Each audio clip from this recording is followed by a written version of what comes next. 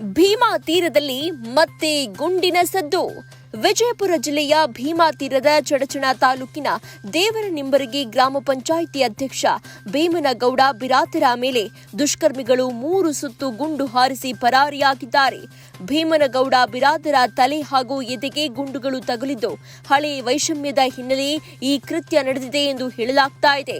ಇನ್ನು ಭೀಮನಗೌಡ ಬಿರಾದರ ಭೀಮಾ ತೀರದ ಮಹಾದೇವ ಸಾಹುಕಾರ ಭೈರಗೊಂಡ ಪರಮಾಪ್ತನಾಗಿದ್ದು 3 ರಿಂದ 4 ಜನ ಮುಸುಕುದಾರಿಗಳಿಂದ ಕೃತ್ಯ ನಡೆದಿದೆ. ಗುಂಡು ಹಾರಿಸಿದ ಬಳಿಕ ದುಷ್ಕರ್ಮಿಗಳು ಪರಾರಿಯಾಗಿದ್ದಾರೆ.